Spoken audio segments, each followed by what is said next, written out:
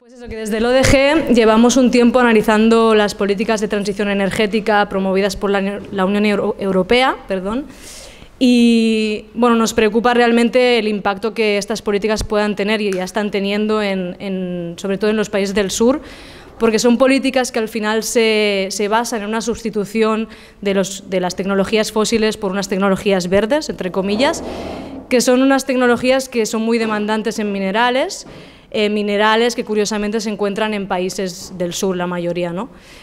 Hablamos, por ejemplo, del litio, del cobre, de las tierras raras, pero también del hidrógeno verde. Y al final acaban siendo tecnologías que piden de nuevo un nuevo extractivismo en zonas que ya han recibido mucha presión histórica y que ahora esta presión se añade de nuevo en territorios y en comunidades que ya han sido expoliadas durante siglos, ¿no? Además, este proceso de transición energética se está llevando a cabo una pugna para lograr la reindustrialización verde, ¿no? Y son esos países y esas potencias mundiales que están por esa carrera, ¿no? Por ser las líderes para conseguir esa reindustrialización. Hablamos de Estados Unidos, de la Unión Europea, pero hablamos de China también, sobre todo, ¿no? como uno de los elementos centrales. Y además, en esta pugna no solo hay países, sino que quienes lideran al final son estas grandes empresas que son las que están justamente en los territorios pues extrayendo los recursos y las materias primas, ¿no?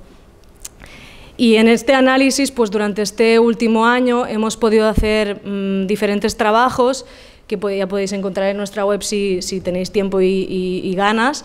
Por un lado, pudimos estar hace un poco más de un año en Chile y Argentina haciendo un trabajo de campo, analizando los impactos que ya estaban habiendo en relación a la extracción de litio y la producción de hidrógeno verde. Allí conocimos a Aimé Martínez, que nos acogió en la zona de Argentina, en Fiambalá.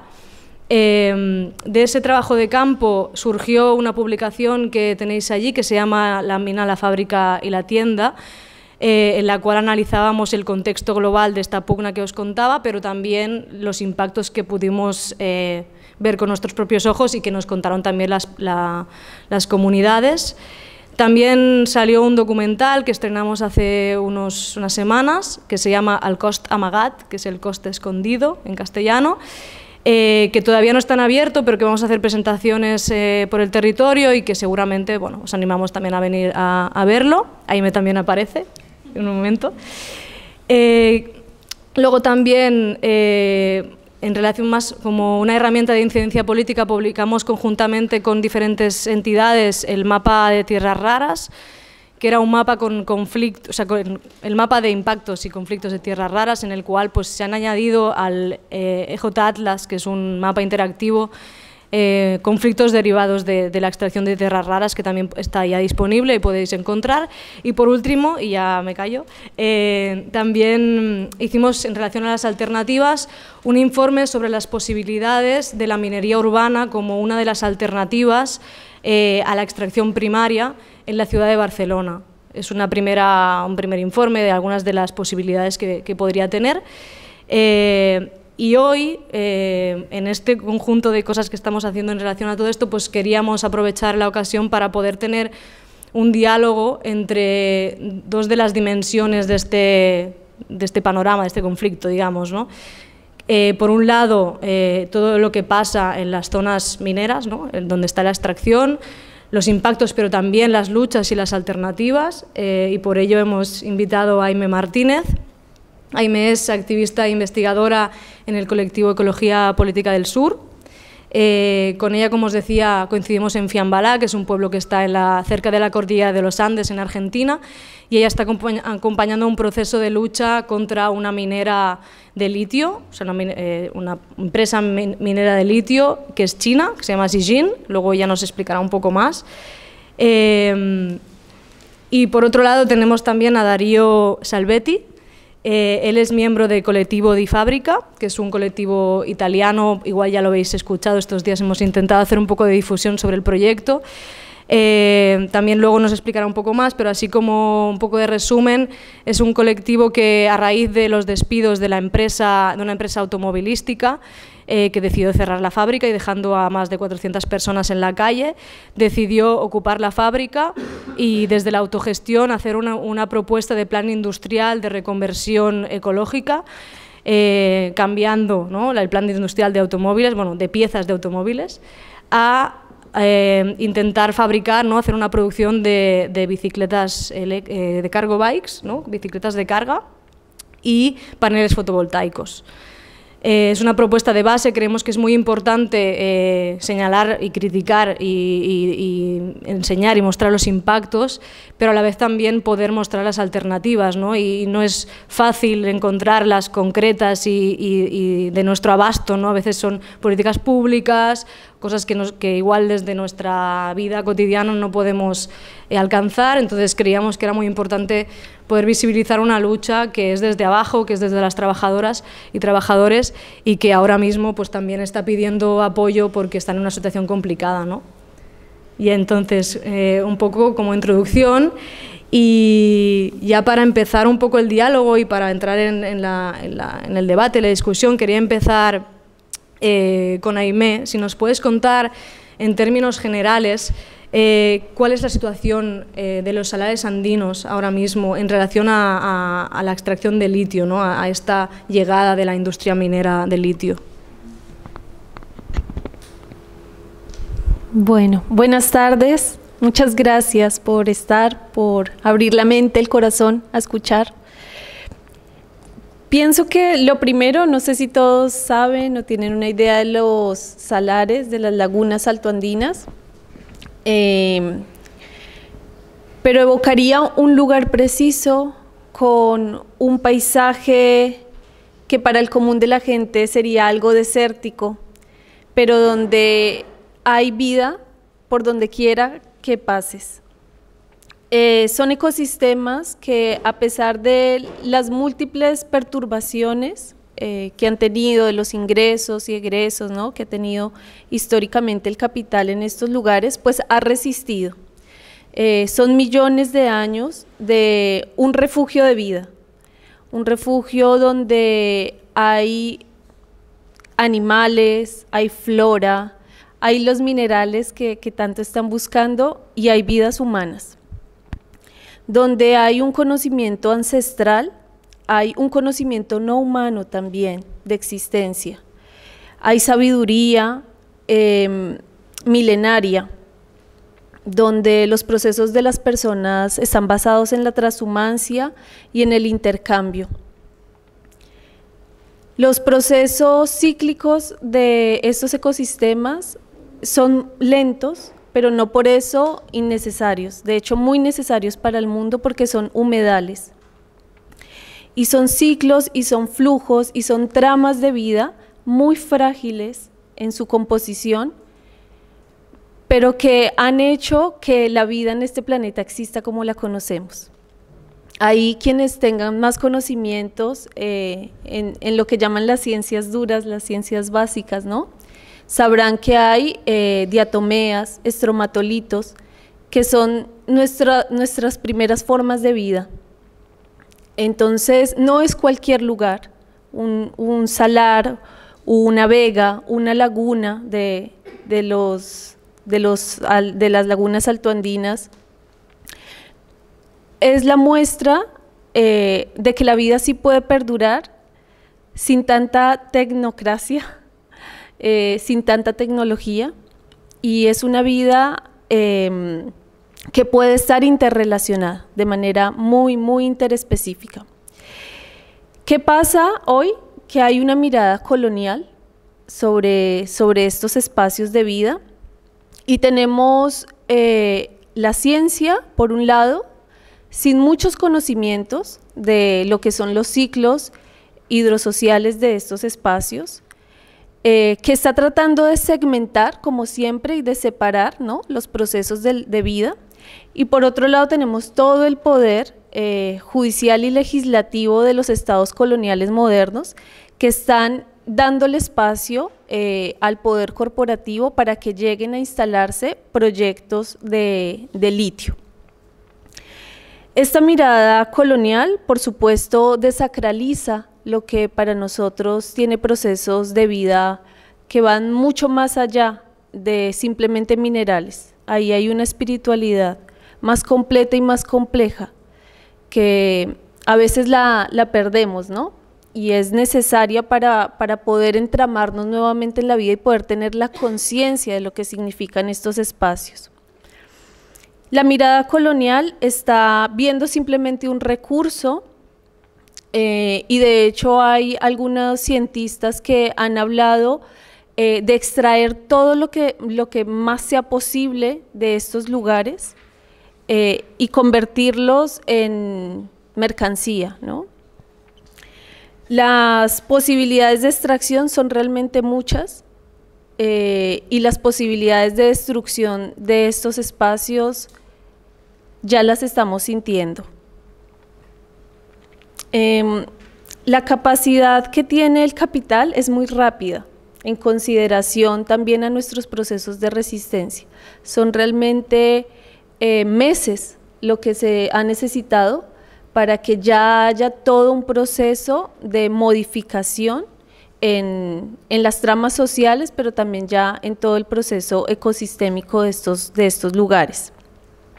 Entonces lo que estamos sintiendo es que en definitiva la frontera del capital sí se amplió y en este momento ya llegó a este espacio que fue muy olvidado, no solo por nuestros estados nacionales, sino que había sido olvidado, ¿sí?, por el complejo global y hoy vuelven a ser porque eso tienen, ¿no? Van y vienen, en un momento son olvidados y vuelven, en un momento nos necesitaron para el Gran Potosí y ahora nos habían abandonado y ahora vuelven a vernos como posibilidad de espacio de sacrificio, realmente es eso.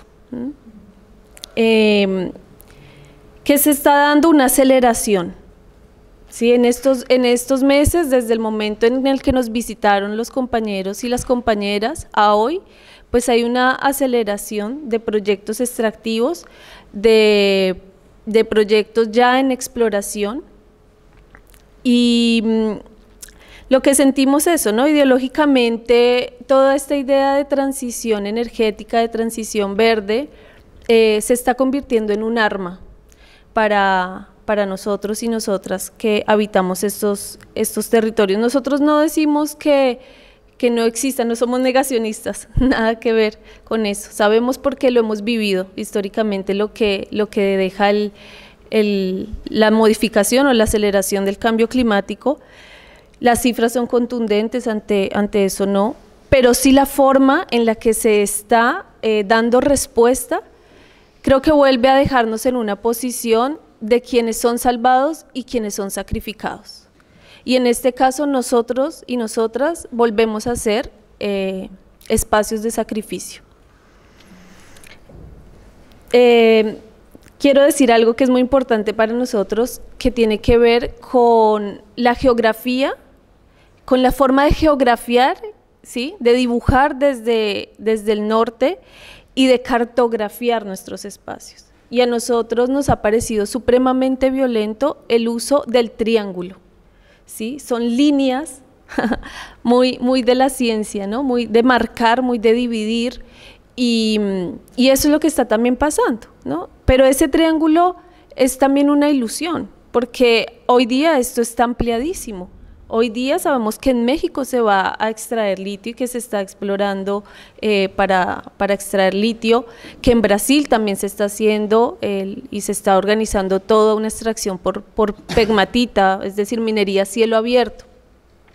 Y la preocupación de todo esto, ¿sí?, que nos marquen, que nos ubiquen dentro de ya de su mapa de aceleración de acumulación, es que ahí se va la vida, ahí se está desagotando y se está deshidratando la vida, se nos está yendo toda el agua, ¿sí?, para que algunas personas tengan mercancías, simplemente eso, porque no creemos que esta sea la forma de transicionar a un mundo más consciente.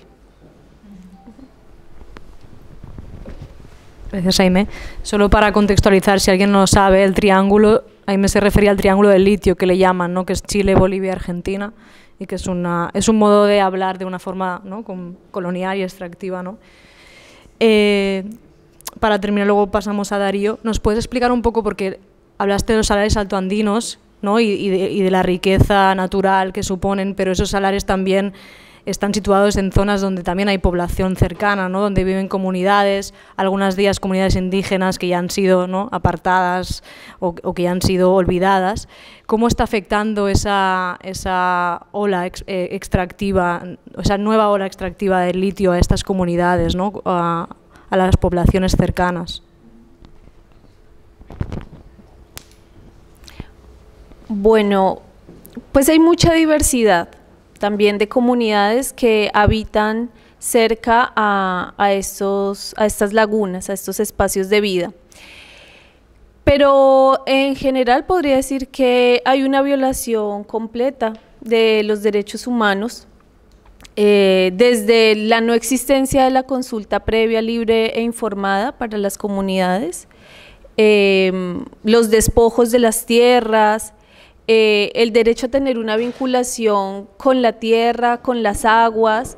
Los ríos son supremamente importantes aquí. Estos son espacios desérticos, de mucha aridez, entonces cada gota de agua cuenta. Y esto es una de las preocupaciones más grandes, ¿no?, para las poblaciones, que es que te desvinculen de tus aguas, que te desvinculen de tu tierra, que te desvinculen de tus procesos de vida como los has conocido y desde los que has resistido. Hay una modificación vocacional del trabajo con la tierra, y entonces ahora se viene toda la ilusión del ser mineros y mineras, y esto es como una inundación momentánea, ¿no?, de capital, del deseo y de las necesidades rápidas de mercancía, pero esto es algo que va a fluir, ¿sí? Es eso, como una inundación y se va a ir y va a quedar la tierra totalmente deshabitada de lo más importante que es la agua y los nutrientes y los ciclos energéticos.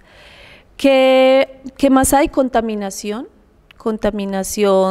del aire, contaminación de las aguas. Ya hay lugares donde se han secado ríos y esto ha sido muy preocupante.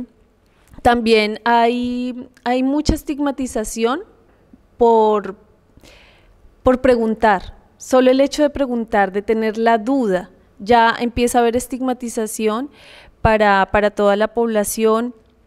Creo que la libertad de opinión y de expresión es algo que no se está pudiendo tener, y también considero que la precarización, sobre todo para las mujeres, ya se está evidenciando.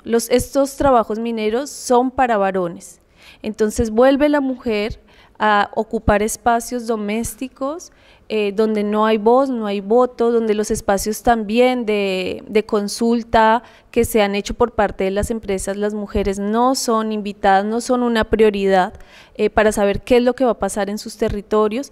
Y también estamos viendo todo esto que es la minería violeta, ¿no?, que es llevar a ciertas mujeres a ocupar ciertos cargos, y eso empieza a generar todo un conflicto interno entre quien ya empieza a poseer cierto capital dentro del territorio. Pero también, bueno, viene toda esta estigmatización de aquellas que preguntan. Sus niñeces también son apartadas de algunas de las prácticas de responsabilidad empresarial, y esto las pone en una situación también de desbalance comunitariamente.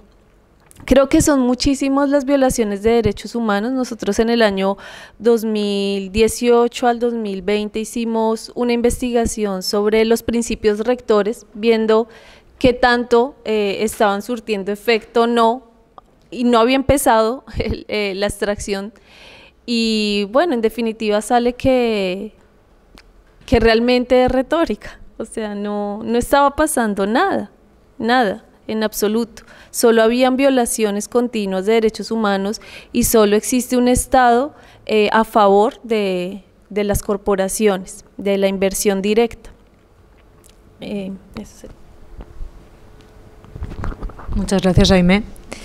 Pues, si te parece, Darío, si nos puedes explicar qué situación se está viviendo ahora en la fábrica de GKN en Florencia. Sí, ¿cuál es la situación a día de hoy? un poco de dónde viene, ¿no? Sí, muchas gracias y disculpa para mi castellano. Espero que se va a entender.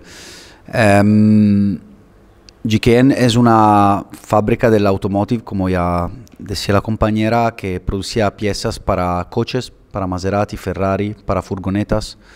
Y una fábrica histórica también, sí es una fábrica nueva, con muchísimas inversiones tecnológicas que fueron hizo en los últimos 10 años. Y fuimos comprado todo el grupo GKN a nivel internacional por un fondo especulativo financiero en el 2018, y ese fondo es uno de los tantos fondos financieros que cortas pues, puestos de trabajo y que cierras fábricas para maximizar la renta financiera, y los despidos que están tomando lugar en el sector del automotive por esos fondos financieros son prácticamente algo para aprovechar, para tener más renta financiera. Y nos despidieron en el julio 2021 con un correo, prácticamente. En un solo día cerraron las fábricas. Nosotros reentramos en la fábrica y empezamos una asamblea permanente, que es una forma de toma de la fábrica para luchar contra los despidos y también para guardar los maquinarios, y no empezamos una autoproducción bajo control obreros, porque esto es técnicamente imposible, para que las piezas de los coches que producimos puedan ser solo ordenados por los grandes players del sector del automotive, pero sí en práctica autogestimos la fábrica por todo un periodo. Y conseguimos derrotar la primera ola de despidos, pero nos dejaron en un limbo, ¿no? En cual no éramos despedidos, pero tampoco volvieron el trabajo atrás, así que prácticamente éramos en una fábrica bajo control obrero sin nada que producir. En el diciembre del 21 avanzamos la primera propuesta de nuestro plan industrial público, de una intervención pública para involucrar GKN y todas las fábricas del automotive con despidos en un plan por la producción de medios de transporte público en Italia y no solo. Y en aquel momento, por milagro, llegó un dueño privado que compró la fábrica diciendo que todo se iba bien, que se iba a llevar nuevos inversores privados para la reconversión de la fábrica, y no se sabía qué. Estaba probablemente una trampa solo para gastar tiempo y para cansarnos y para desgastar la lucha y la energía de la fábrica. Después, 8 meses, en el octubre de 2022, se quedó claro que no había plano, que no había nada, y nosotros declaramos la fábrica socialmente integrada, para decir que solo la intervención pública y una fábrica pública podía realmente llevar a cabo una reconversión de la fábrica. Pero la verdad es que si dueños privados, multinacionales, fondos especulativos financieros, el dueño italiano no tienen un plan industrial y no quieren tener un plan industrial, probablemente porque solo están interesados en la renta financiera y en la renta inmobiliaria del área, que es un área con un tamaño muy grande, y por otro lado pedimos intervención pública, pero ¿quién va a hacer esta intervención pública? El gobierno de derecha que tenemos en Italia no creemos, ese tipo de Estado no lo creemos, porque no hay solo un problema de gobierno, hay también un problema de estructura burocrática estatal que no quiere, y también si quiere no sabe hacer la intervención pública que nosotros estamos pidiendo, que es una intervención pública vinculada a un plan social, y para elaborar un plan social necesitas de un sujeto social que hace ese plan, y si el Estado no está conformado para tener ese plan social, este plan social solo lo pueden dar los barrios, las comunidades, los obreros en luchas y los estudiantes. Esto es porque llamamos la fábrica socialmente integrada, que es decir, que es una fábrica pública también con capital pública, pero bajo control obrero y bajo control social. Elaboramos un nuevo plan industrial, esa vez individuando un producto acabado, que no es la producción de una pieza del coche, y individuamos 2 tipos de producto: la cargo bike, para impulsar una movilidad realmente ecosostenible en las ciudades, y nuestra aspiración sería dar ese cargo bikes a cooperativas y trabajadores del sector de los riders en lucha contra las plataformas de delivery como Glovo, como Amazon y como todo eso, por un lado. Y por otro lado, Empezamos un scouting, una ricerca con nuestro comité técnico-científico solidarios, en cual encontramos diferentes startups que dicen que pueden intentar pasar por una fase prototipal a una fase industrial de un producto de producción de paneles solares y a la mañana de baterías sin la utilización de tierras raras, litio, cobre, se dice, cobre en castellano, y silicio en el caso de los paneles fotovoltaicos, y también paneles que son producidos aquí y más baratos de lo que tenemos en ese momento en el mercado. En aquel momento el dueño contraatacó, es una locura, ¿no? Porque es un plan industrial capitalístico lo que hemos presentado, contraatacó y nos dejó 8 meses sin sueldo, y aún todavía no recibimos todo el sueldo privado, pero solo una parte de una contribución pública. Esto es para obligar a los obreros a despedirse en forma voluntaria para ir a buscar otro trabajo. Fundamos una sociedad de mutua ayuda obrero como primera etapa para tener un sujeto que podía llevar a cabo la reindustrialización por abajo, que es como la llamamos nuestro plan, y después esa sociedad obrera de mutua ayuda ha sido la primera socia creadora, fundadora de la cooperativa de trabajadores, y hemos lanzado también un accionariado popular en la idea de crear control social y control obreros juntos, 2/3 de la cooperativa bajo control obrero y 1/3 bajo el control del accionariado popular.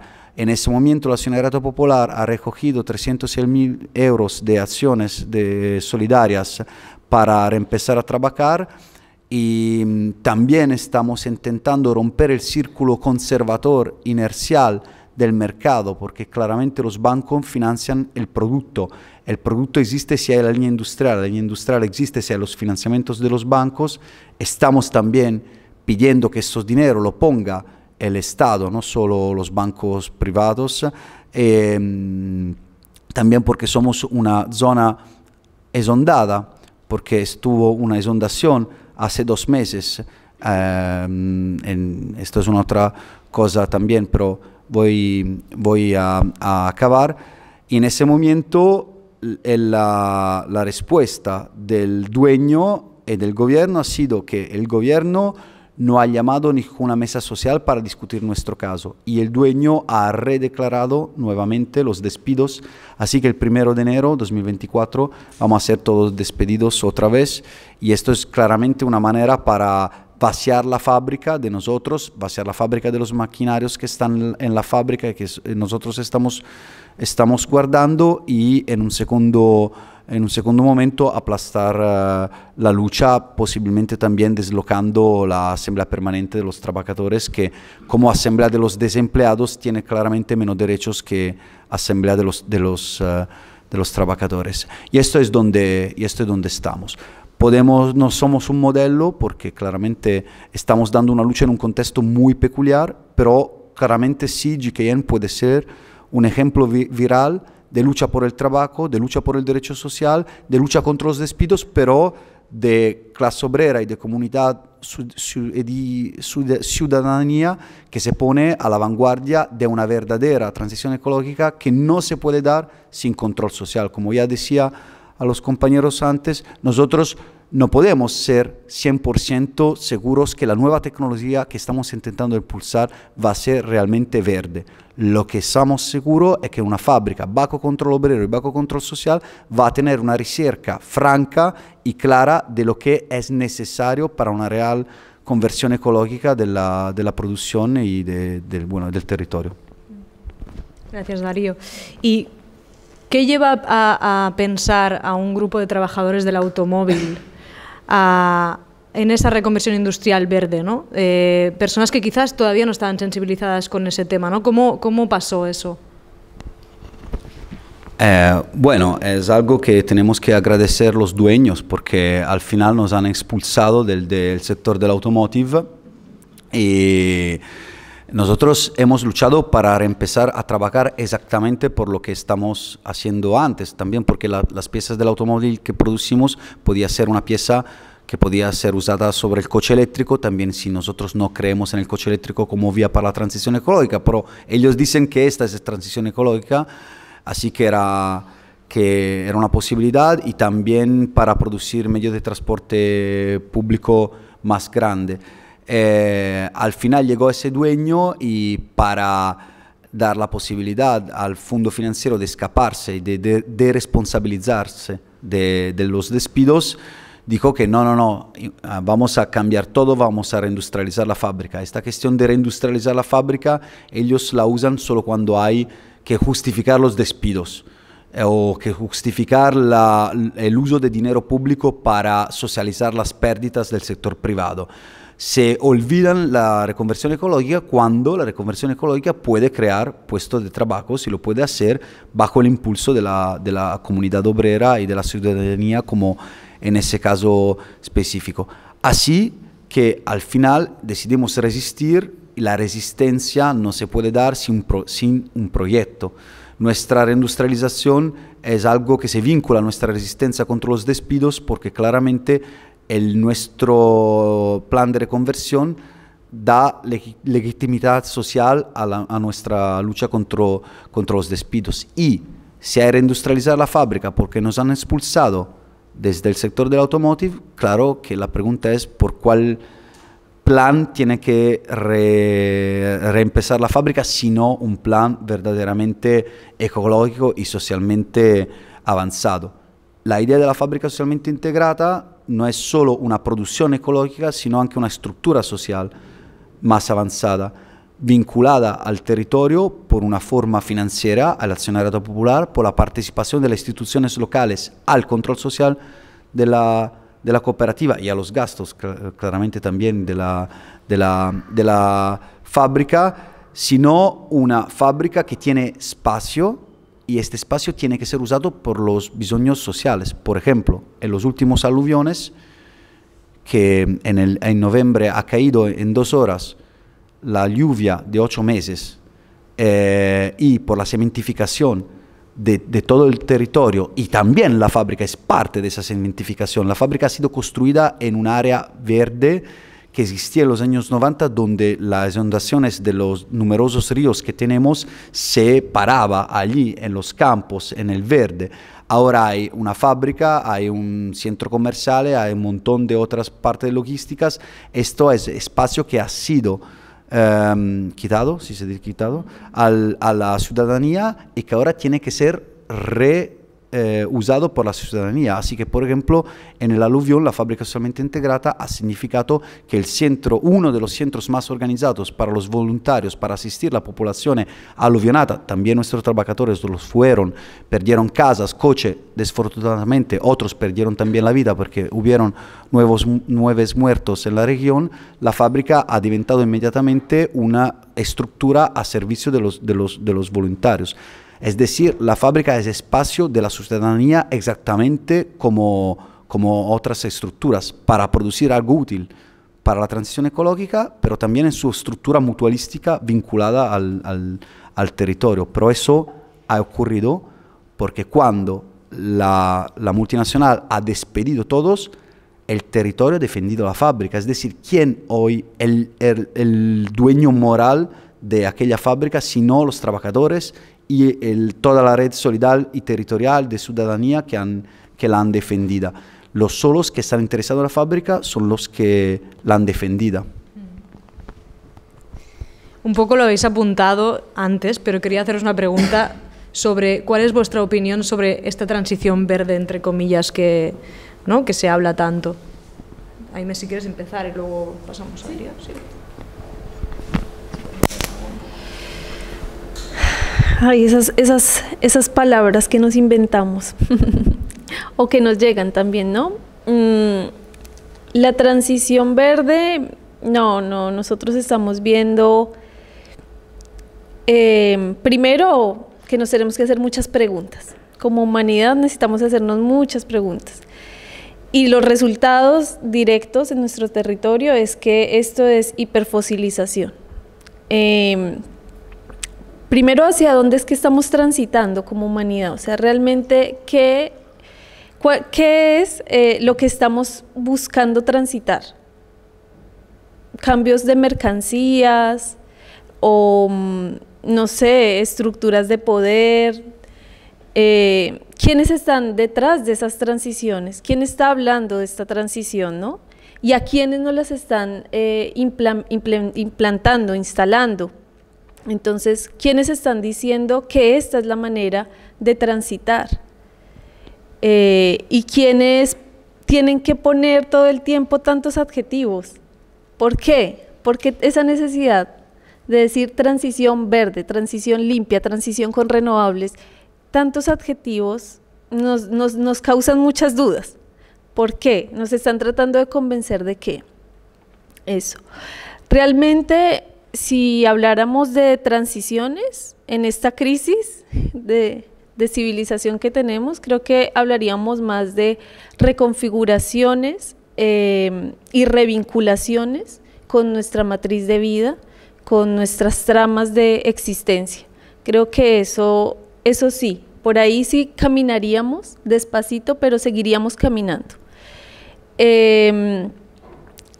La pregunta sería también esta, o sea, si en medio de estos procesos de transición energética, de transición verde, se nos está abriendo la conciencia a identificar cuáles son esos problemas reales por los que hoy estamos atravesando este momento histórico tan complejo, tan doloroso, y donde hay tantos y tantas sacrificadas y sacrificados. En medio de estos procesos de transición, y estaba muy ilustrativa la forma que nos decía acá el compañero, ¿no? ¿Cuántos ríos volvieron a fluir en su cauce? ¿Cuántos bosques los dejamos crecer? No monocultivos, bosques. ¿Cuántos productos alimenticios reales, agroecológicos, están sobre nuestras mesas? ¿Cuánta agua potable más tenemos en medio de esta transición? Y creo que es casi nada lo que ha venido pasando, ¿cierto? Esta transición directamente no es lo que está trayendo, esta transición nos está hablando cada vez de más mercancía y específicamente de más automóviles eléctricos. Entonces, en esa perspectiva, nosotros y nosotras de lo que venimos trabajando y tratando de pensar y de hablarnos es de la descolonización de la energía.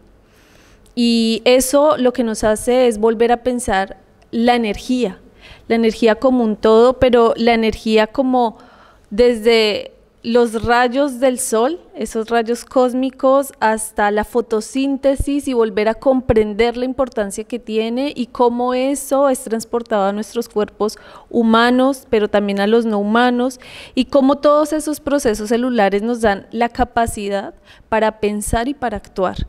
Y viendo toda esa complejidad realmente de la energía, ver cuál es el verdadero trabajo con dignidad que podemos hacer sobre este tiempo-espacio que tenemos.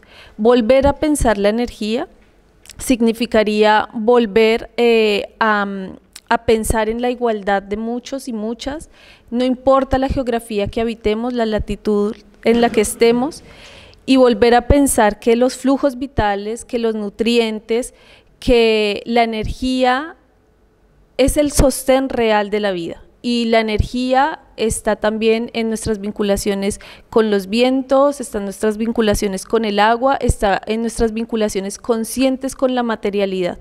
No es espiritualidad y fantasía de lo que estamos hablando, es materialidad concreta, pero es una materialidad consciente.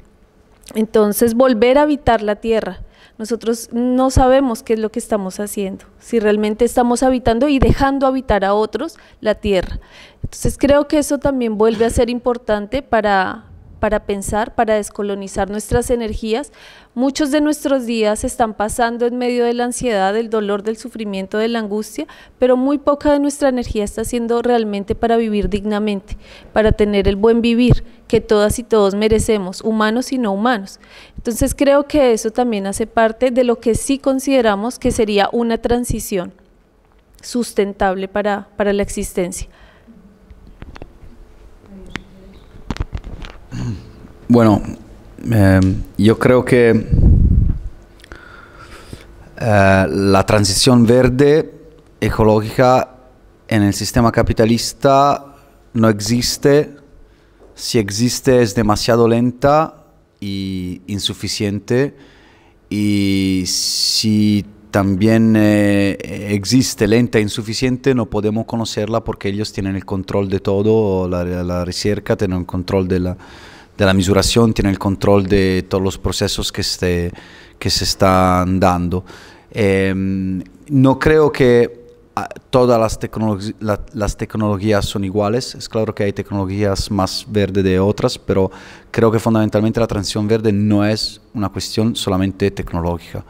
La singular tecnología puede jugar el papel que la lucha social, por ejemplo, puede jugar una pequeña reforma que claramente puede mejorar la vida de una persona por un periodo o en un punto, pero al final las contradicciones complexivas del sistema se van a borrar la reforma y a volver a la contrarreforma, ¿no? Y es lo mismo con la tecnología. Si yo pienso, por ejemplo, al coche eléctrico, no es solamente que la cadena productiva, no es solamente que el coche eléctrico no es la solución, porque pasar a millones de coches eléctricos simplemente significa, por ejemplo, transformar en basuras los coches que ya existen, o impulsar más extractivismo, o tener una necesidad de energía así grande que si no la solucionas te va a llevar nuevamente al nuclear o otras formas de energía contaminadora, sino, por ejemplo, que nosotros no consideramos que el problema de la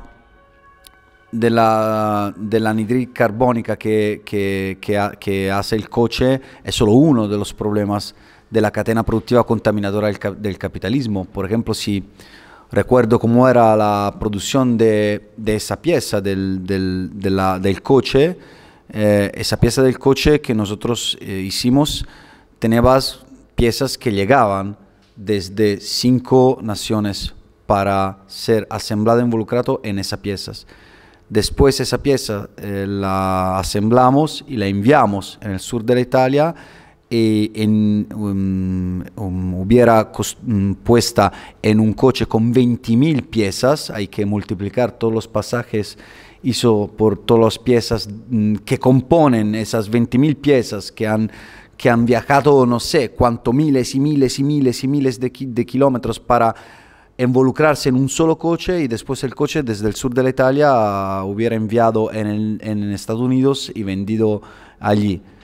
Claramente, si el coche es un coche endotérmico, eléctrico, esto cambia, pero toda la cadena del capitalismo es contaminadora, y es contaminadora porque solo busca la más explotación posible, solo busca nuevos productos para ser vendido, solo busca una nueva ganancia. Así que el sistema complexivamente no puede convertirse en una real transición. Ellos admiten que no se puede ir en esa manera porque hablan de transición, pero para darte la impresión que algo se está moviendo cuando al final todo se queda en la misma posición o se cambia demasiado lento. Claramente hay cambios en algunos sectores, sería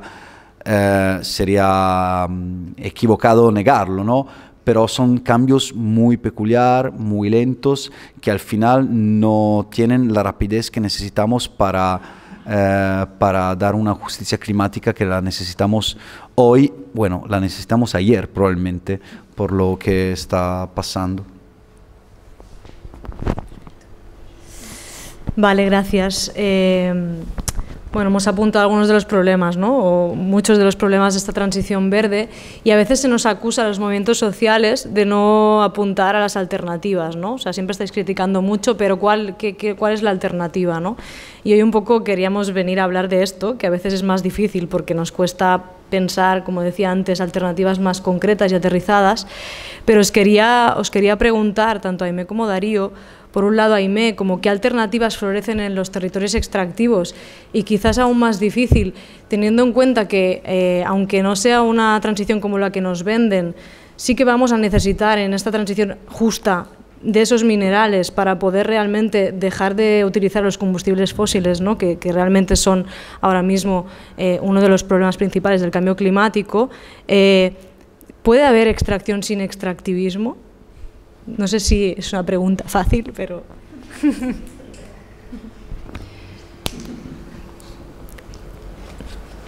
Bueno, a mí me sorprende mucho que siempre estemos pensando en el futuro, que no podamos vivir el presente y también que nos cueste tanto los procesos de memoria histórica y de reconocimiento de lo ya existente y de quiénes somos realmente. Alternativas hay hace 500 años por lo menos en nuestros territorios, a eso que llaman alternativas. Arturo Escobar decía, bueno, llamémoslas alternativas tradicionales. Y realmente han existido en Fiambalá, y espero que ustedes se hayan llevado también ese pedacito de forma de existencia, ¿no? En su corazón, pero también para reproducirlo en otros, no como un modelo, porque no existen, sino son solo ejemplos. Pero si hay algo que tiene Fiambalá, es la resistencia en la semilla nativa, criolla y tradicional. Si hay un lugar con escasez de agua que tenga la semilla más sana para nutrir los cuerpos humanos y no humanos, está ahí. Si hay búsquedas de qué hacemos en medio de este cambio climático, esta aceleración de cambio climático donde tenemos gotitas de agua y las tenemos cada tanto, es ahí también.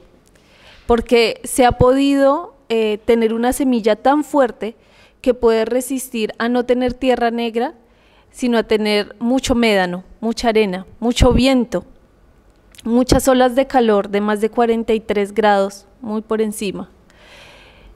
Entonces ya existen estas formas, que no sean grandes, que no sean a la escala que nosotros estamos imaginando todo, porque todo lo estamos pensando en grande y todo lo estamos pensando muy rápido. Y lo que nosotros tenemos es que vamos al ritmo muchas veces de los ciclos. Y no digo que sea perfecto porque las contradicciones internas son muchas. Y más cuando también vienen estos proyectos extractivos que te traen otras formas de vida y te traen mercancía y te traen capital en cantidades alarmantes que nunca habías visto. Pero existen. También, y ustedes han tenido la oportunidad de escuchar los diferentes procesos de comunidades indígenas y de comunidades campesinas que tienen 500 y más años de resistencia en comprender un poco, ¿no?, lo que es el lugar, en situarse, en encarnarse en esos territorios y vivir a partir de esos territorios en relaciones colectivas, comunitarias, y que son desafíos. Ser comunidad es un desafío constante, continuo, cotidiano.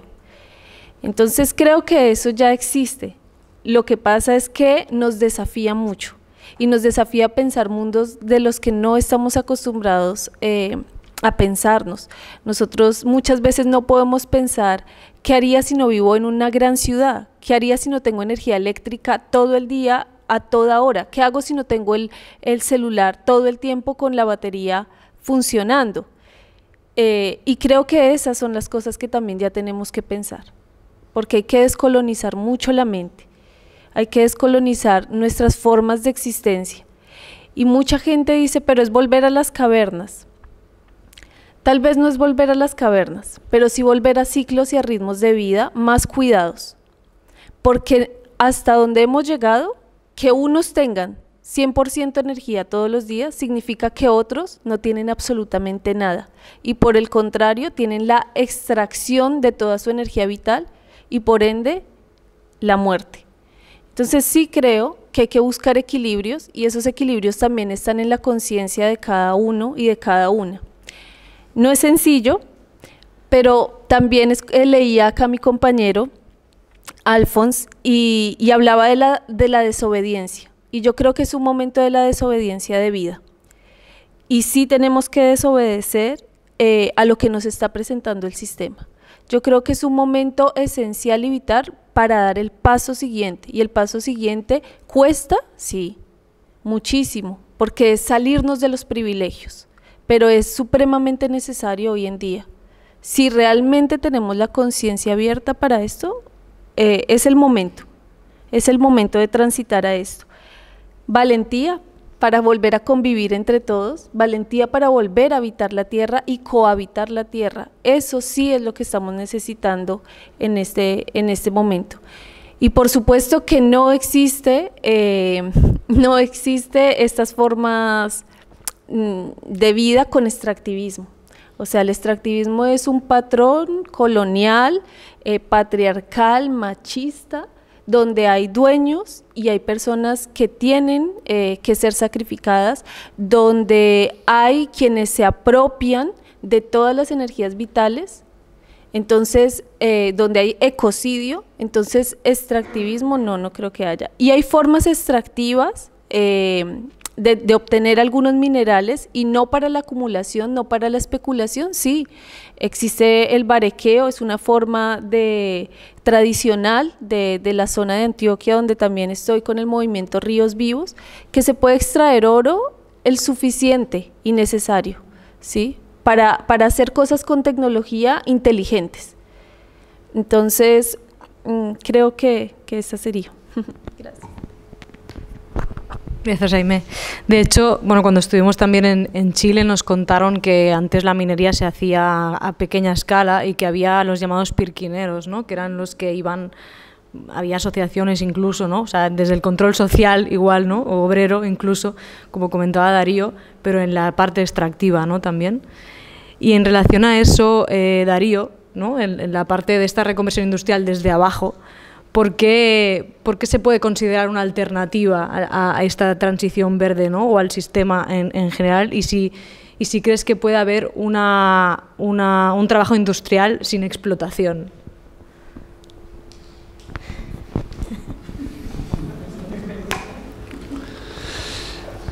No creo que en ese sistema se puede dar trabajo industrial sin explotación.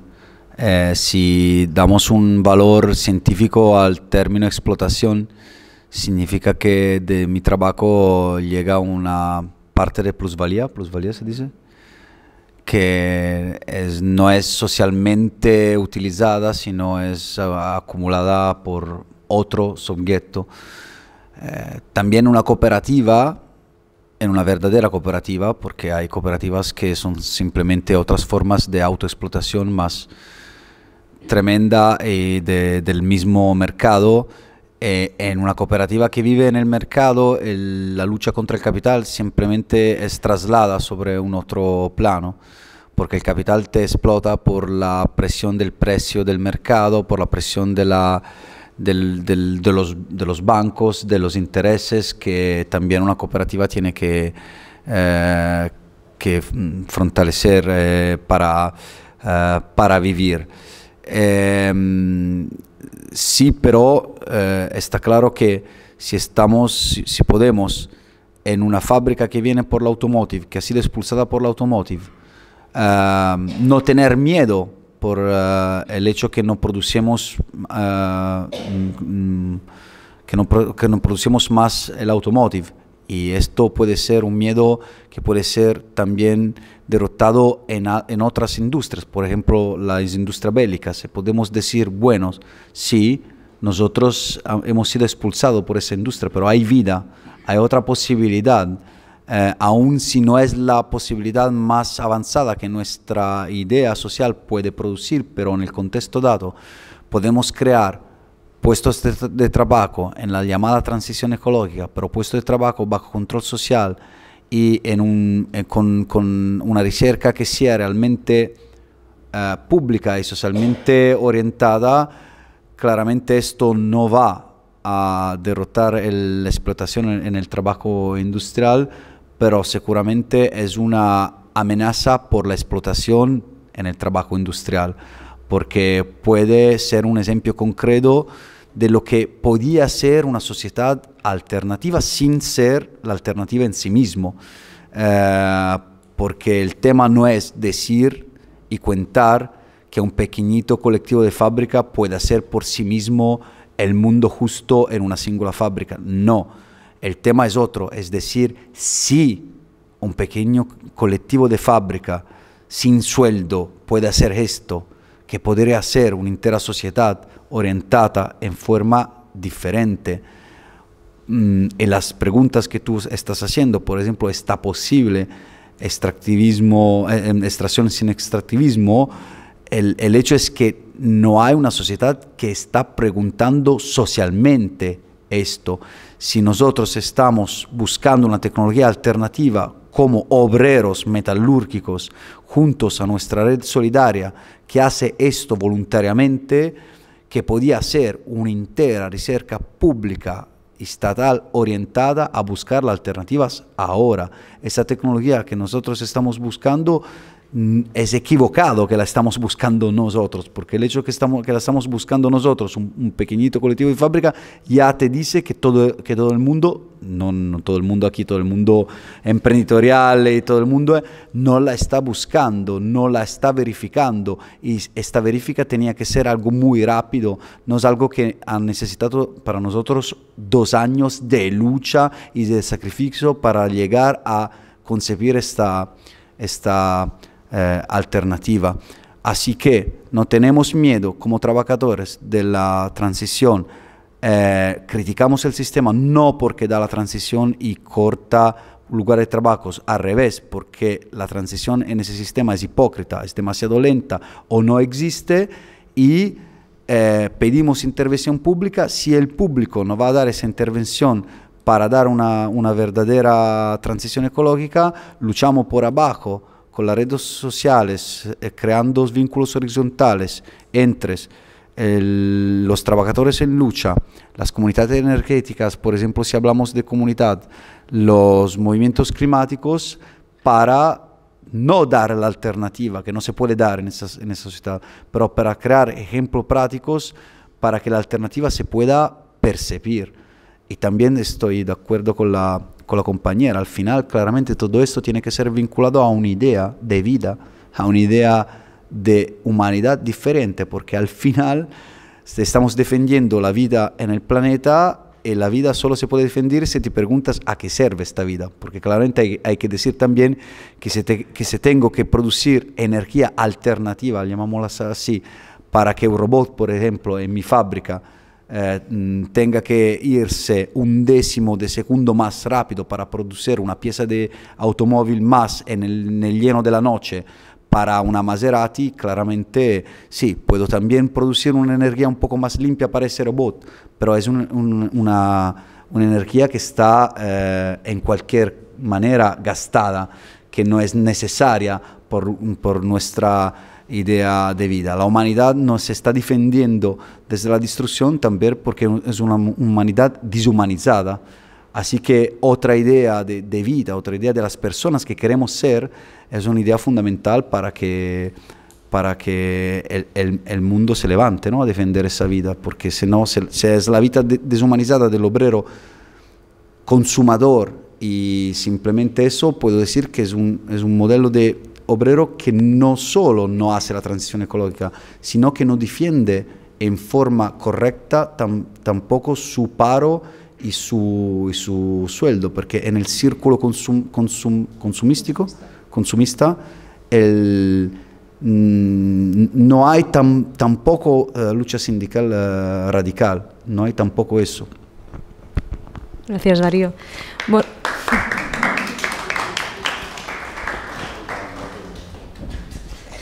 Bueno, está claro que, como apuntabais, ¿no?, sí que es necesario ese cambio de modelo y de paradigma a nivel global, ¿no?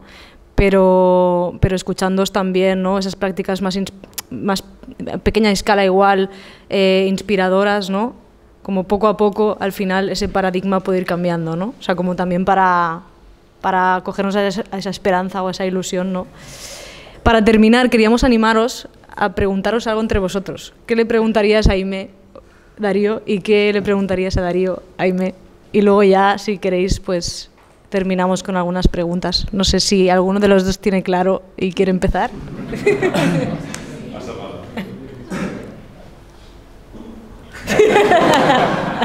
Esa está escrita por mí. Me lo olvidé que tenía que parar. ¿Sí? ¿Quieres preguntarme tú? No, no, quiero. Sí, es difícil.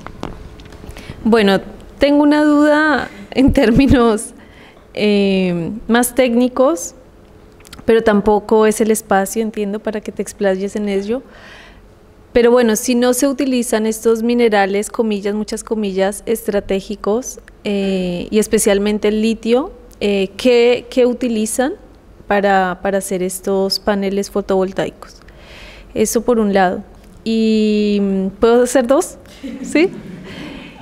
La segunda es, a partir de tu experiencia y bueno, viendo que detrás de todo esto realmente hay una conciencia, ¿no? De toda esta propuesta que ustedes están haciendo, una apertura de conciencia, ¿creerías que estos paneles que ustedes proponen pueden ser llevados a nuestras comunidades originarias y comunidades también de campesinos y campesinas que tienen muy bajos recursos, que no necesitan tanta energía eléctrica por lo menos, pero que sí necesitan otras condiciones para tener una vida más digna y con algunas condiciones como más amables también, ¿no? en estos espacios?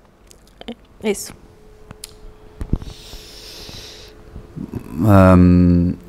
La primera respuesta es que esa tecnología está protegida por secreto industrial también, porque sería imposible para la startup desarrollarla sin guardar el secreto industrial. Y lo que sabemos es que es basada sobre nanopartículas de carbonio que puede ser extraído por cualquiera cosa en natura sin extractivismo, por lo que sabemos por esas nanopartículas. Claramente tenemos miedo, ya le he dicho que al final también esa se va a revelar una tecnología que no es así verde como se dice, porque por ejemplo es claro que la conducción de electricidad en cualquier forma puede necesitar nanopartículas que pueden ser también derivados por otros metales como, no sé, rame, ¿cómo se dice? Rame. ¿Cobre? No cobre, no, níquel, por ejemplo, níquel y otros. Y así que mi sola respuesta puede ser que en el tiempo que profundizamos esa tecnología, la sola solución para el momento, que no es una solución, es seguir juntos, seguir vinculados entre el movimiento obrero, el movimiento contra los extractivismos y toda la experiencia que nosotros has llevado, porque cuando la forma de extractivismo se va a resurgir a pesar de nuestra voluntad, estar vinculado, estar juntos es la sola manera para darse cuenta de eso y intentar destruir un otro ejemplo de greenwashing que puede ser representado por esa tecnología a pesar de nuestra voluntad, porque nuestra voluntad no es esta. Y la segunda pregunta... Si crees que esa tecnología, bueno, con el conocimiento que tenías, puede ser llevada sin que rompa específicamente eso, a las comunidades originarias.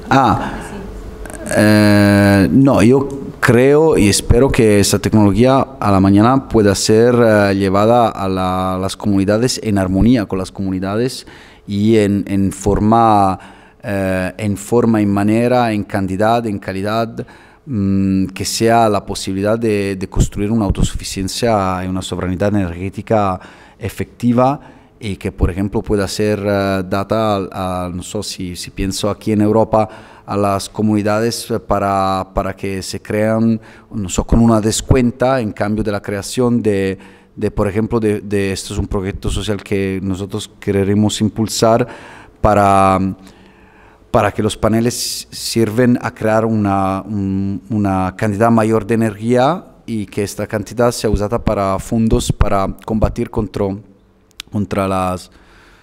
es difícil encontrar palabra en castellano ahora. La morosidad, se dice morosidad, inculpable de los que no pueden pagar los costos de la instalación y todo eso. Y así que la comunidad energética, por ejemplo, destine una parte de la producción mayor de energía a eso fondo, y que los paneles solares puedan ser dados con un descuento si la comunidad hace, por ejemplo, esa opción. Por ejemplo, vale, la verdad es que la producción de esos paneles, a pesar de todos los límites que podemos encontrar en el desarrollo de la tecnología, va a ser un sueño por el hecho que son paneles que van a hacer la demostración concreta en material que sí se puede, y que se puede hacer una transición diferente, y se lo podemos demostrar con una alternativa práctica y con una producción. Decir, mira, ese panel ha sido producido por una fábrica bajo control obrero que ha resistido a un fondo financiero, y esto es, creo, algo que nos hace hacer un paso adelante.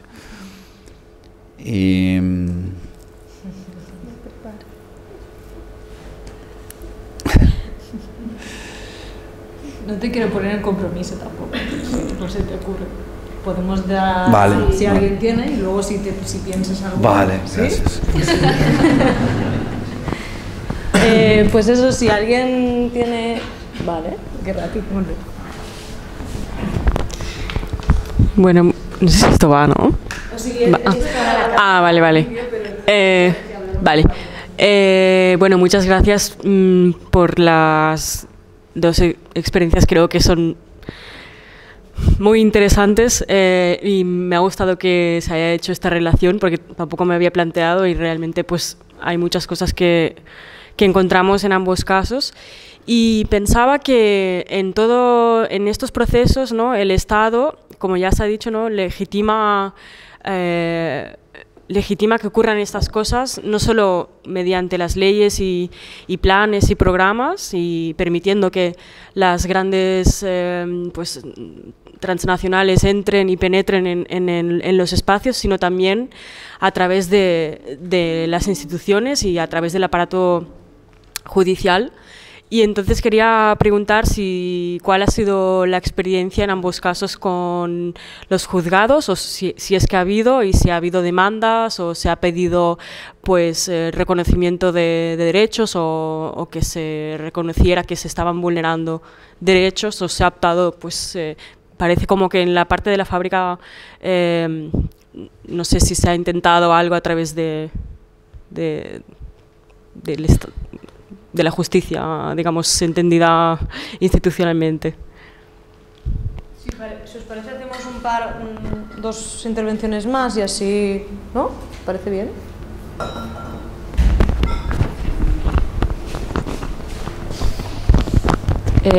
Vale, tenía preguntas para los dos. La pregunta para Darío sería: ¿qué tipo de relación habéis tenido con los sindicatos en todo este proceso durante estos 2 años? Si ha habido diferencias también entre unos u otros, si os han dado apoyo, por lo contrario, os han puesto palos en las ruedas. Y si ha habido si otros sectores de trabajadores han realizado alguna acción en solidaridad a vosotros, es decir, una huelga o alguna cosa de la propia ciudad o del entorno. Y después, ¿cómo te llama? Ay, es que es un nombre diferente. Estás en una organización, entiendo, ¿no? Vale. ¿Hay alguna propuesta de tratar de que en esos espacios donde se están dando estas dinámicas extractivistas, de organizar a los trabajadores de esas propias industrias para que puedan tomar cierto control de lo que está pasando en el territorio? Y si hay alguna iniciativa que piense en la reutilización de los minerales que ya han sido extraídos, es decir, también como una alternativa, ¿no?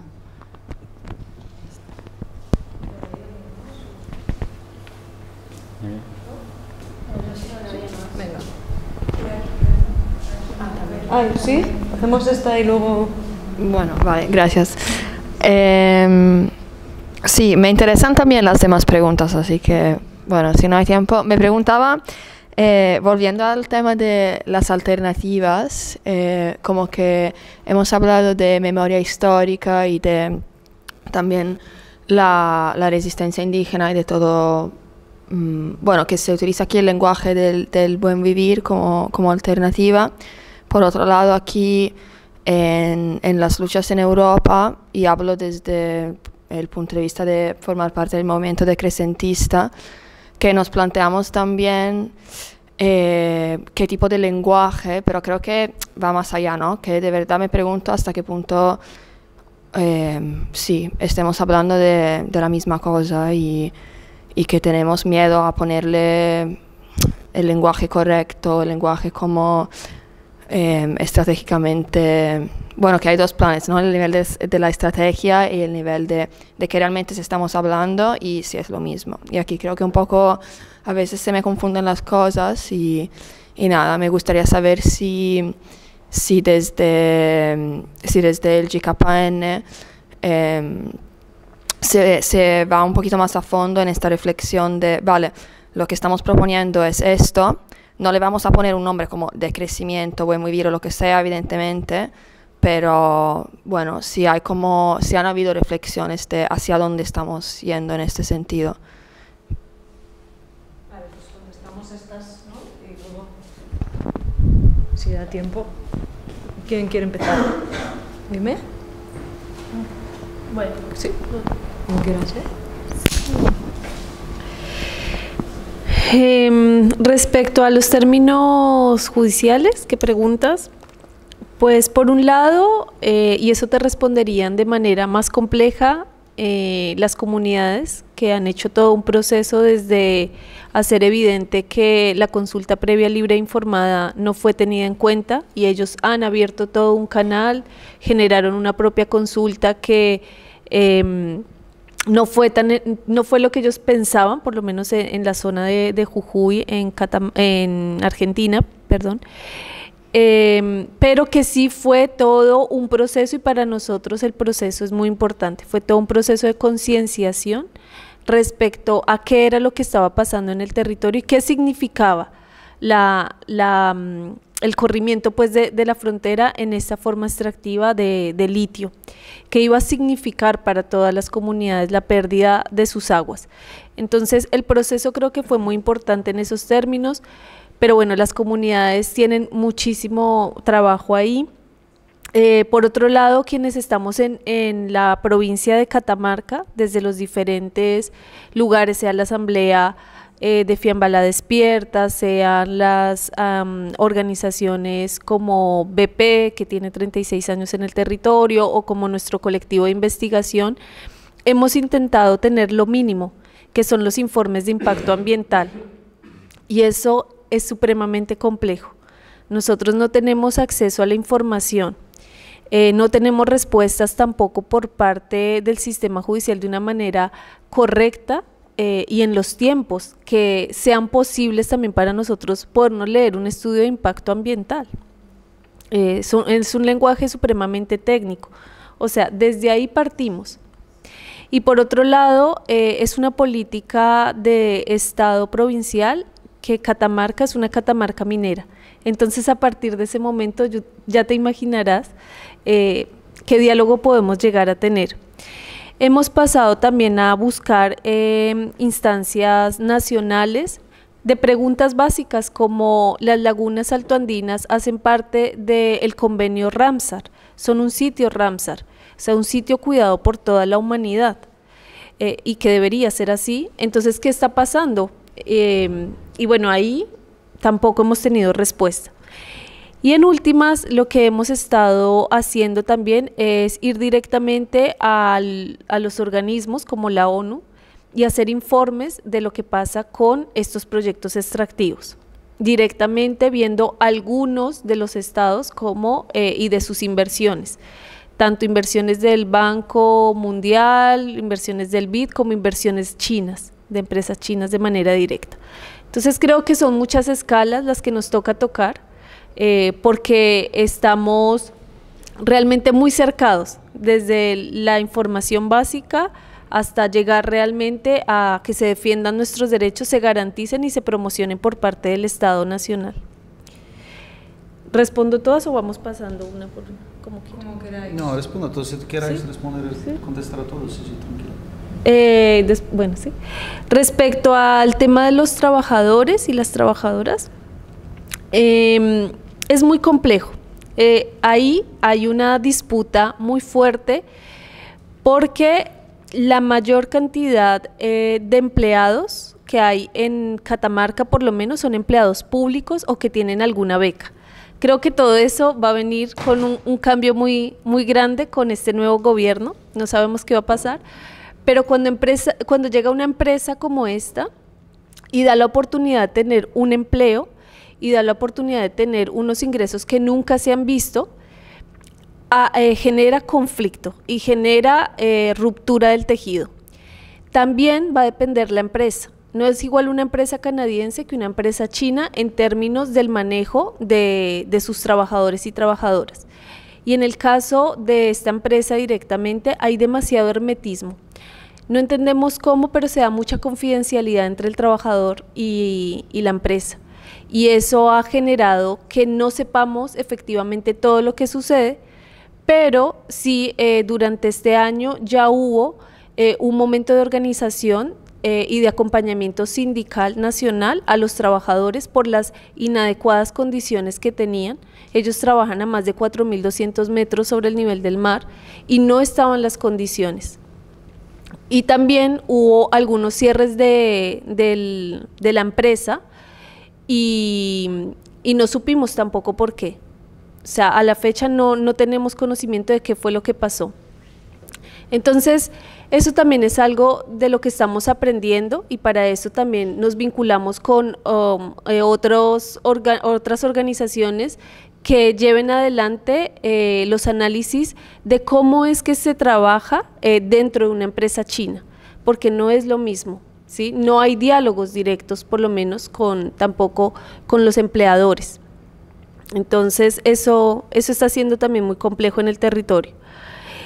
Respecto a la reutilización de los minerales, nosotros ni siquiera tenemos acceso al mineral como tal. O sea, nosotros nunca lo hemos visto, ¿sí? Y creo que el máximo lo verán los 10, 15 trabajadores que lleguen a estar, o sea, los chinos y los trabajadores que estén por ahí en la planta piloto, pero nosotros no tenemos acceso, ni siquiera el Consejo Nacional de Ciencia y Técnica, o sea, los científicos que están intentando también pensar, ¿no?, qué hacer con el litio, no tienen acceso, lo tienen que comprar de afuera. O sea, se saca el carbonato de litio, se saca el litio, bueno, se convierte en carbonato de litio, pero no es que directamente lo podamos adquirir en Argentina, tiene que ir y volver. Entonces, ni siquiera podemos pensar en reutilización de ese mineral. No es fácil que explicar. Normalmente uso el ejemplo de Garibaldi y Cavour, pero creo que no se va a entender en ese contexto. Cuando se hizo la unidad de Italia, pues lo voy a usar. Cuando se hizo la unidad de Italia, no, claramente hubiera la monarquía sabauda que quería conquistar toda Italia, pero muy lento y sin dar problemas al equilibrio social de la nación que tenía que nacer. Y Garibaldi tomó 1.000 personas y se fue al sur, ganó la guerra y al final ellos, bueno, si pensaron, si Garibaldi pierde solo, si gana, ganamos todos. A veces la sensación es que la burguesía sindical use actitud con nosotros, ¿no? Si pierden, pierde el colectivo de fábrica, si ganan, gana el movimiento obrero sindical organizado y todo eso.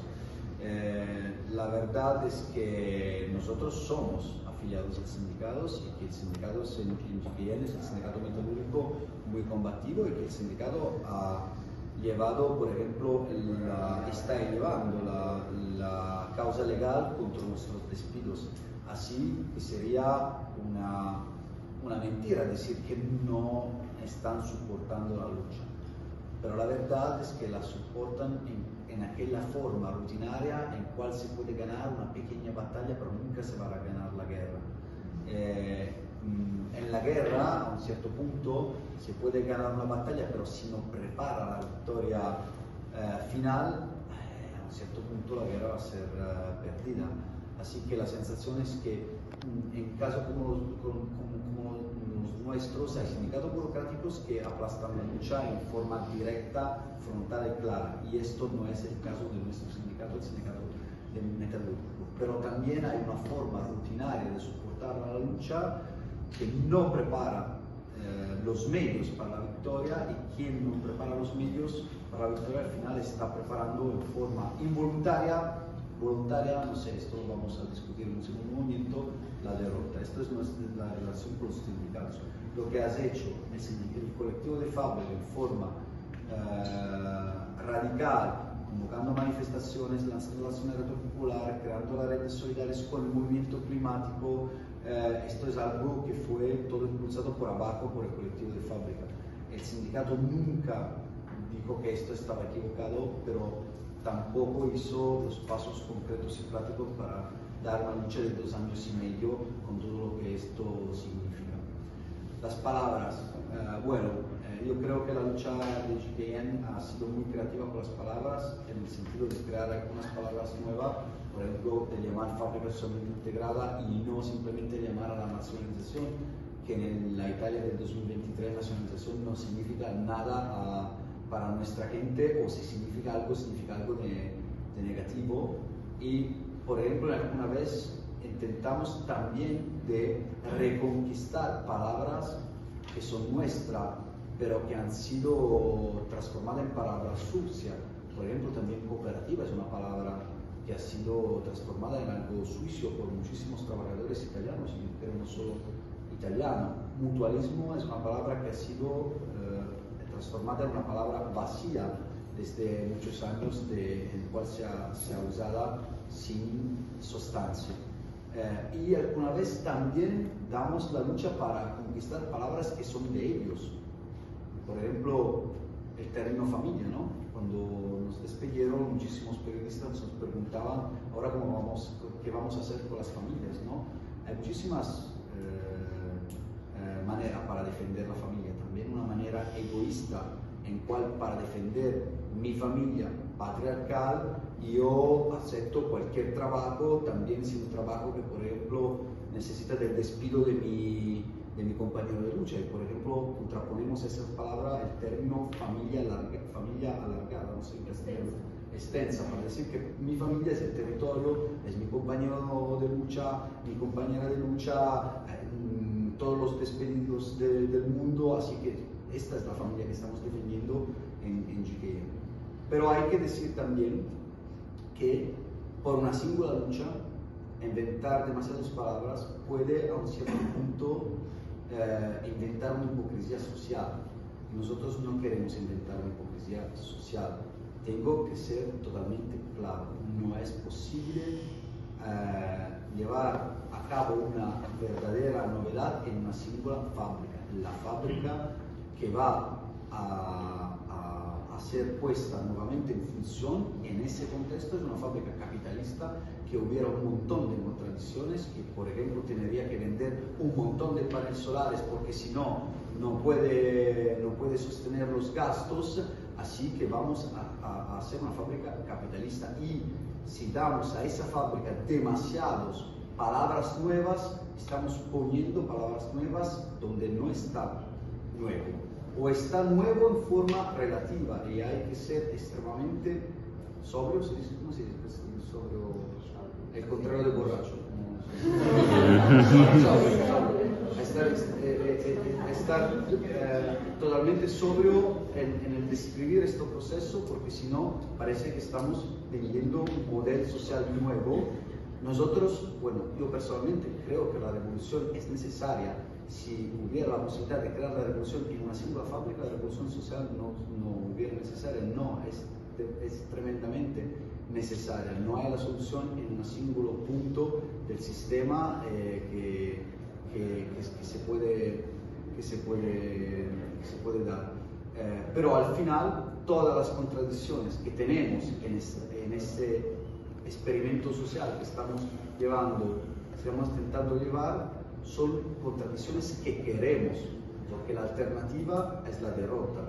La alternativa es decir que el 1 de enero de 2024 GKN es una fábrica vacía, derrotada, como muchísimas otras fábricas, y bueno, al final creo que por lo menos hemos dado 2 años y medio de lucha histórica, ejemplar, a pesar de nuestra derrota, pero al final, todo puede decir, al final, en una manera o en otra, el sistema ha ganado.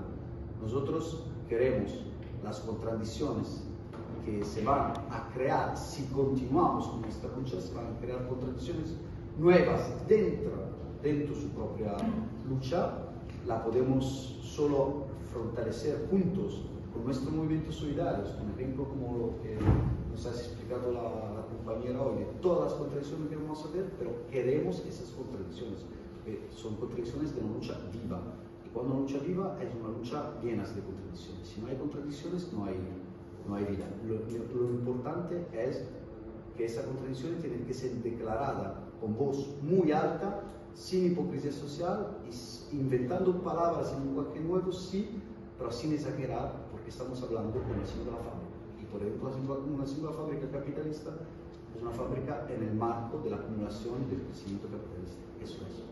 Esto tiene que ser claro. Ya no funciona, no quería cortar. Ya ha terminado la grabación. Muchas gracias, Darío, Aime. Teóricamente acabamos, ¿no?, a esta hora. No sé cómo estáis, si había alguna pregunta más, si queréis alargar 10 minutos, aunque sea. Os queríamos pedir que os quedáis porque queremos hacer una foto al final con la imagen del accionariado popular para poder hacer difusión de la campaña. Entonces, si os tenéis que ir, pues terminamos ahora y hacemos la foto, pero si queréis hacer 10 minutos más, pues no sé si había alguna pregunta o alguien quiere comentar algo. ¿Sí? ¿Os parece bien que damos 10 minutos? ¿Sí? Veo muy confundidos. Sí.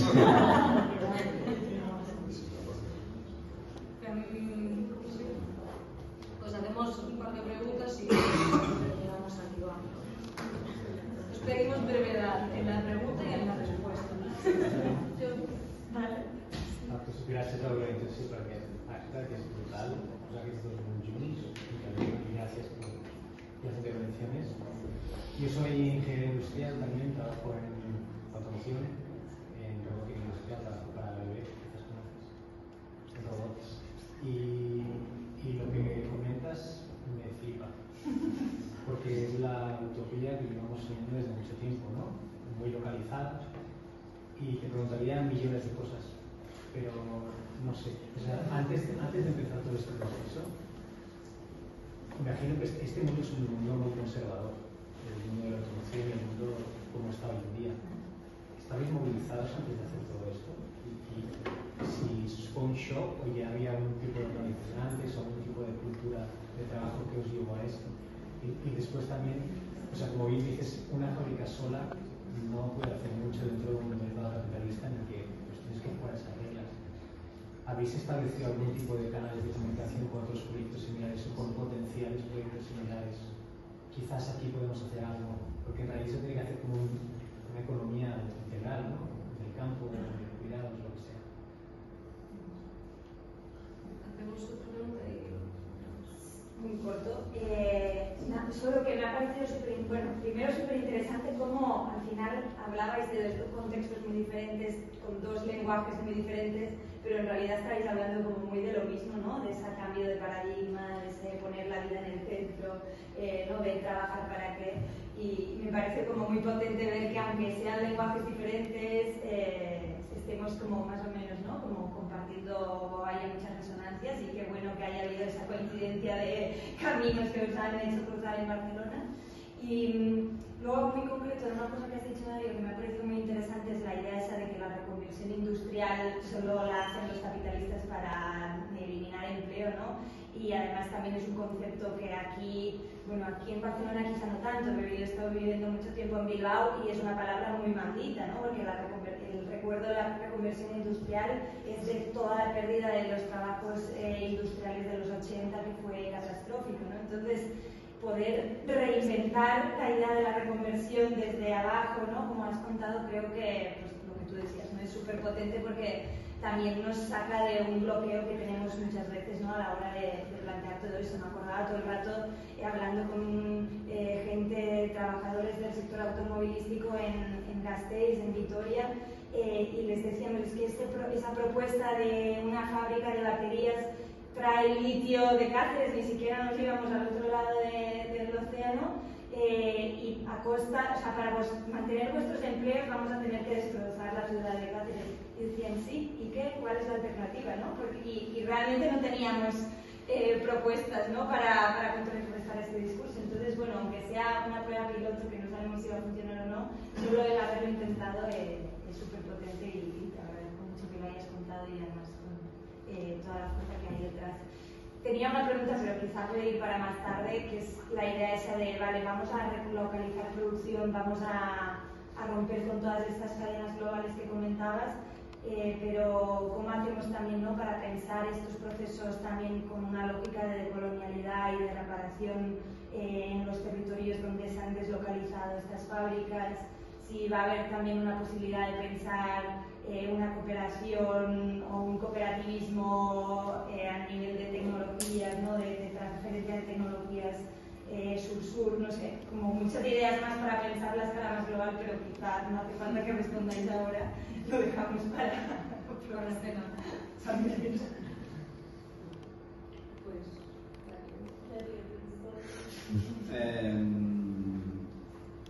Bueno, cuando piensas a GKN y a los obreros de GKN, no tienes que pensar a los obreros de GKN como una sola conciencia que avanza de manera uniforme. Hubieron diferentes etapas y se están dando diferentes etapas, divisiones,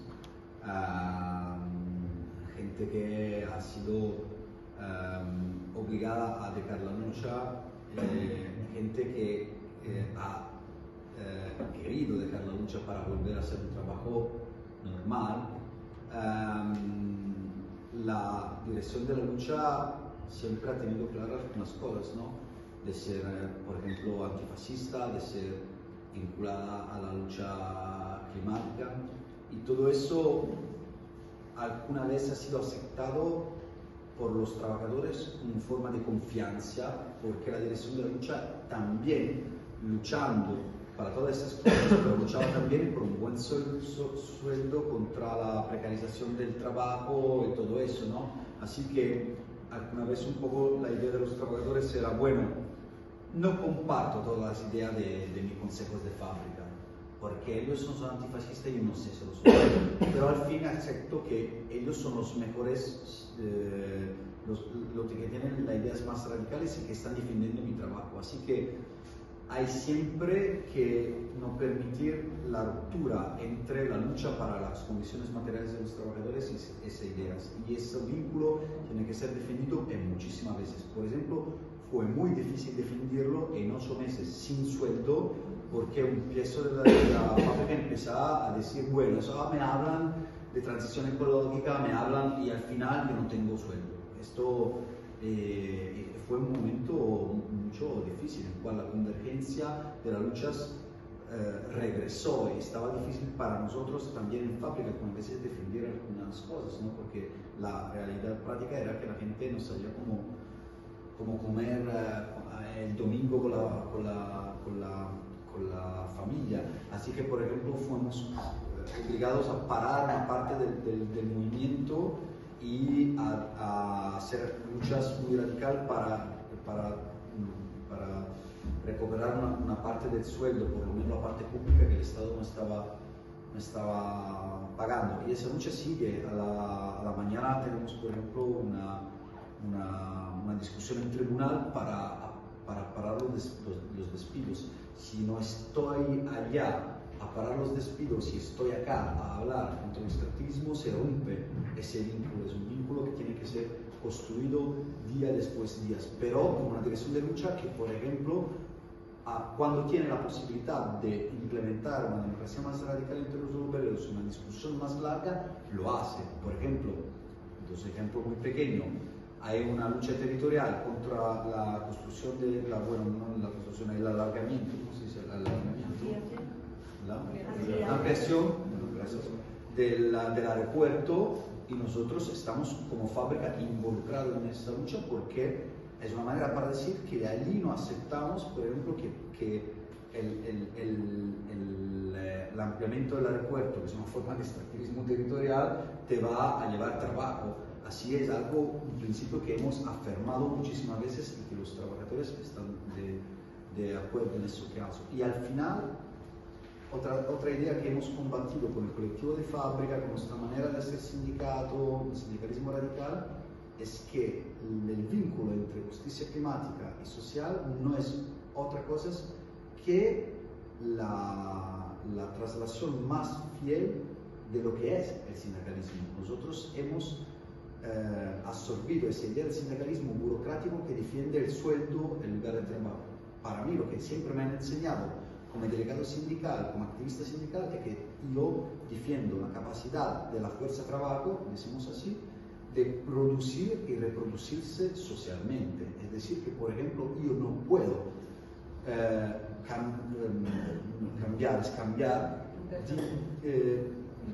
intercambiar, por ejemplo, dinero para salud. Por ejemplo, sí, ese tipo de trabajo te va a quitar 1 o 2 años de vida, pero vamos a obtener un buen sueldo. Esto es algo que es fuera de toda la tradición de los obreros combativos metalúrgicos italianos, que siempre han puesto la salud en primer lugar. Somos lo que hemos descubierto que el amianto, el asbesto era un problema, y los cientistas decían que no. Los cientistas que estaban pagados claramente por los productores de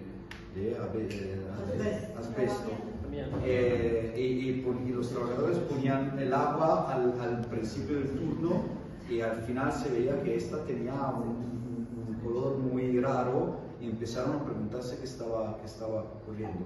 La lucha por la vida y la salud son parte del sindicalismo combativo y radical, y la vida es también defender no solo el aire que se puede respirar en fábrica, pero también fuera de la fábrica, ¿no? Porque si voy a luchar por un sueldo mayor y al final te muere después 5 o 6 años de no sé qué significa defender el sueldo? La muerte pagada un poquito más. Esto es el sindicalismo burocrático y que no está vinculado a la lucha climática.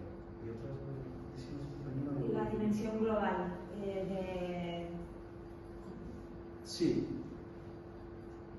O sea, cómo transformar más allá de nuestra propia fábrica como el proceso de cadenas globales, ¿no? Y si pensáis en transferencias de tecnologías o en posibilidades de solidaridad más allá del ámbito más local. Sí, pero al final también eso es algo que bastante...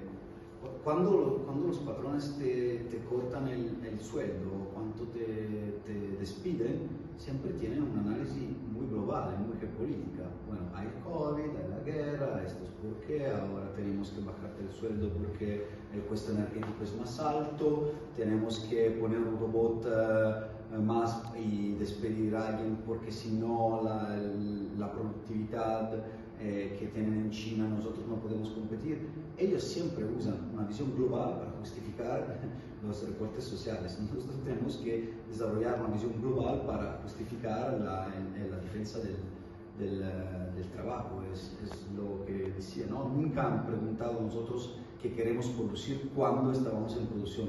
Pero cuando nos despidieron nos dijeron, bueno, esa se llama transición ecológica, hay que despedir a los trabajadores porque se necesita transición ecológica.